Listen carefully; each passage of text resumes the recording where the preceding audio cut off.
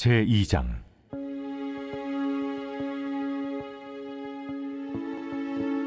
그들이 침상에서 죄를 꾀하며 악을 꾸미고 날이 밝으면 그 손에 힘이 있으므로 그것을 행하는 자는 화 있을진저.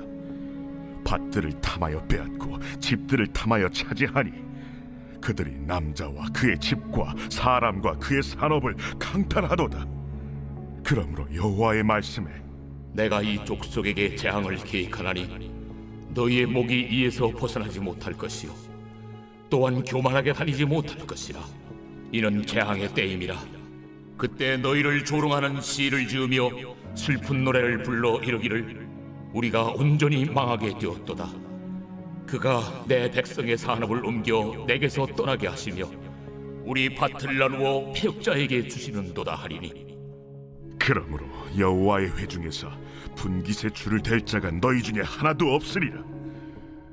그들이 말하기를 너희는 예언하지 말라.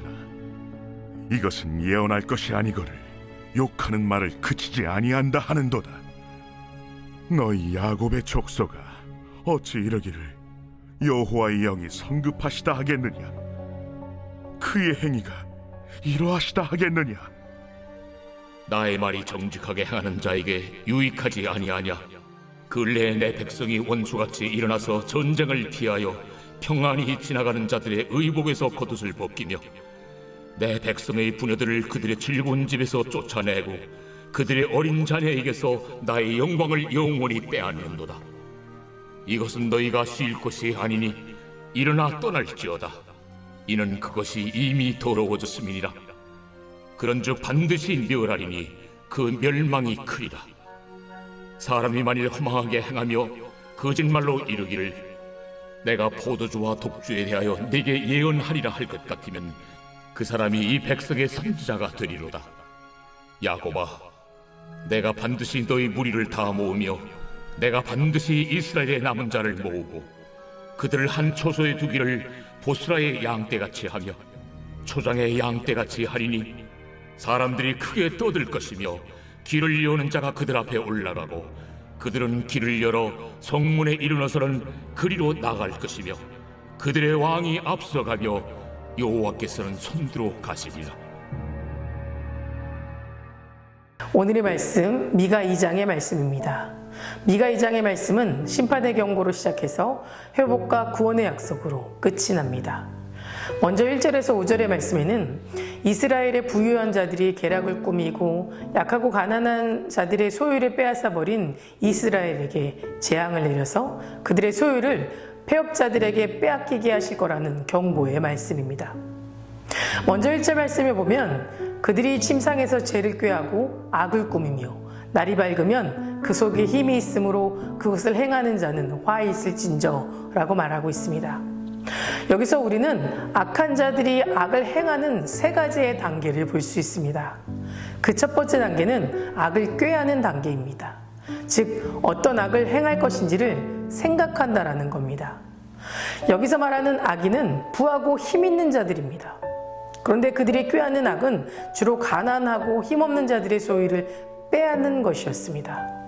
이들은 밤마다 침상에 누워서 내일은 누구의 소유를 빼앗을 것인가를 생각하였다는 겁니다. 그리고 두 번째 단계에는 그들이 생각했던 악을 실행에 옮기기 위해서 구체적인 계획을 세웠고 마지막 단계는 그들이 꾀하고 꾸민 악을 실행에 옮겼다는 겁니다. 성경에는 이러한 일을 저지른 대표적인 인물이 나옵니다. 바로 아합 왕입니다.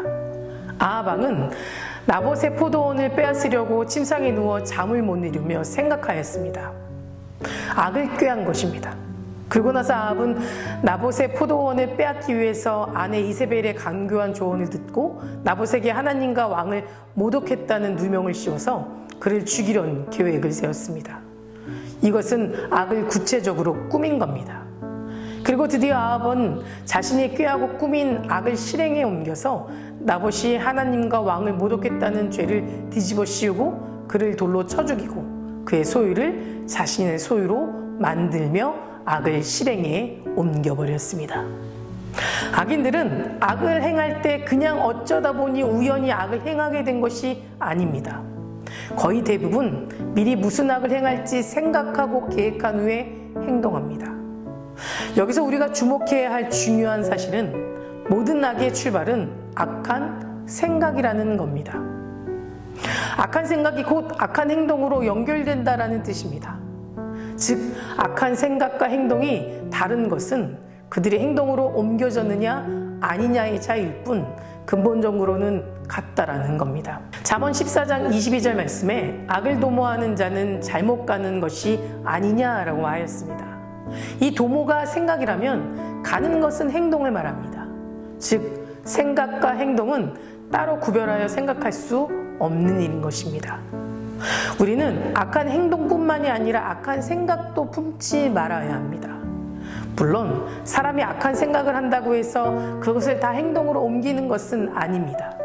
하지만 악한 생각에서 악한 행동이 시작된다는 것을 우리는 기억하면서 우리의 모든 행동뿐만이 아니라 생각까지도 하나님 보시기에 합당한 것으로 채우고 그것을 어떻게 행동으로 옮길지 구체적으로 계획하고 그것을 실천할 수 있어야 합니다. 그리고 그들은 하나님이 선포하는 책망과 심판의 경고 예언을 거부해버렸습니다. 6절과 7절의 말씀에 그들이 말하기를 너희는 예언하지 말라. 이것은 예언할 것이 아니거늘 욕하는 말을 그치지 아니한다 하는도다. 너희 야곱의 족속아 어찌 이르기를 여호와의 영이 성급하다 하겠느냐. 그의 행위가 이러하시다 하겠느냐. 나의 말이 정직하게 행하는 자에게 유익하지 아니하냐라고 하였습니다. 이스라엘 백성들은 자신들을 책망하며 심판을 경고하는 미가 선지자의 메시지를 자신들에 대한 험담 정도로 치부해버렸습니다. 그래서 그들에게 예언하지 말라라고 말하면서 적대적인 태도를 취하였습니다.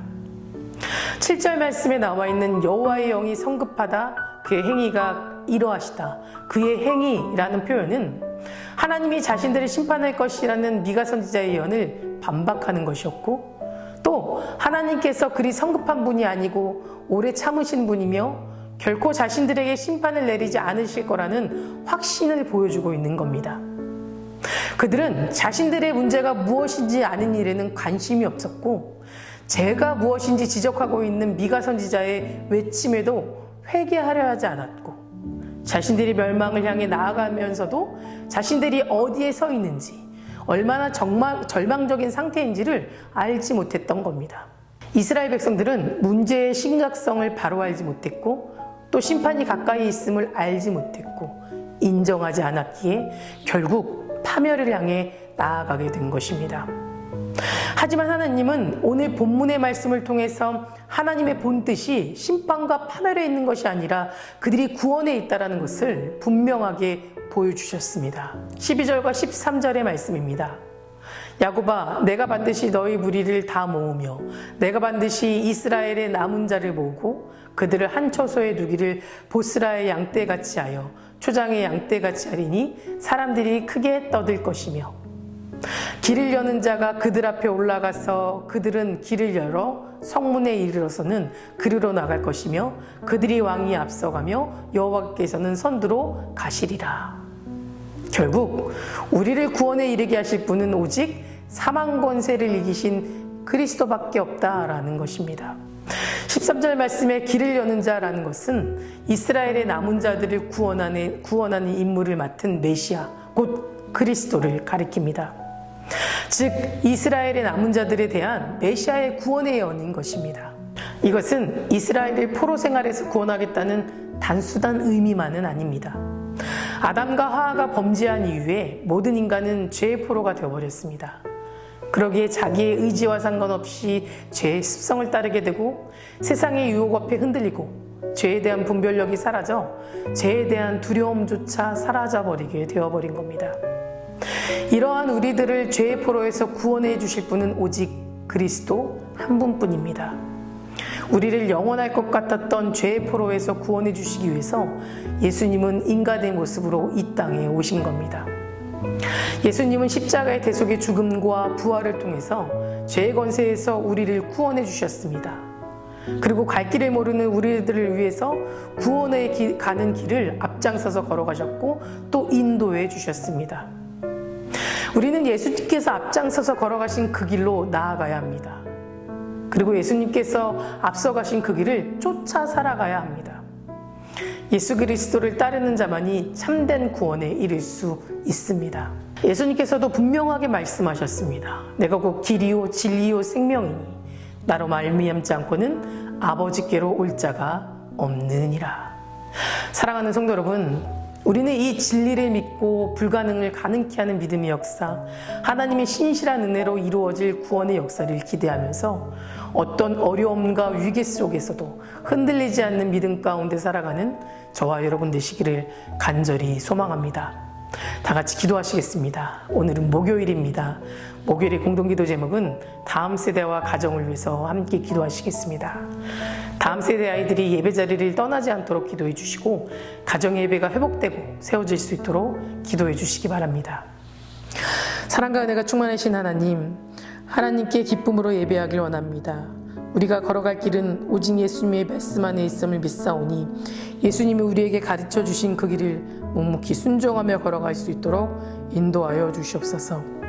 일상의 삶을 매일 뒤돌아보고 죄의 길을 걸어가지 않도록 말씀을 기준으로 분별하며 살아가는 지혜 또한 허락하여 주시옵소서. 특별히 다음 세대 아이들과 그 가정을 위해 기도합니다. 다음 세대 아이들에게 주님 축복을 더하여 주시옵소서. 진리 되시는 하나님 안에 소망을 품고 살아가게 인도하여 주시고 옳은 길 또 선한 길을 걸어갈 수 있도록 인도하여 주시옵소서.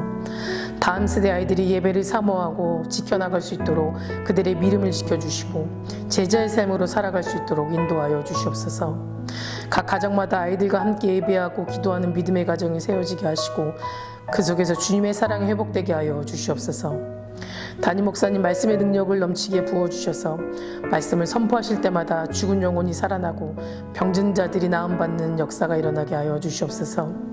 암으로 치유받고 있는 박재순 권사님, 유은영 권사님, 김시아 권사님, 김정수 집사님, 오유미 성도, 박서연 청년, 유경민 청년 깨끗이 치유해 주시고 끝까지 소망 가운데 살 수 있도록 도와주시옵소서. 투석 중인 성도님들, 사고로 입원 중인 성도님들에게는 힘을 더해 주시고 우울증, 공황장애, 불면증 겪고 있는 성도님들에게는 평안한 마음 허락하여 주시옵소서. 새벽마다 1000번째 드리며 간구하는 기도 제목에 응답하여 주시 믿사오며 이 모든 말씀 예수 그리스도 이름으로 간절히 기도드립니다. 아멘.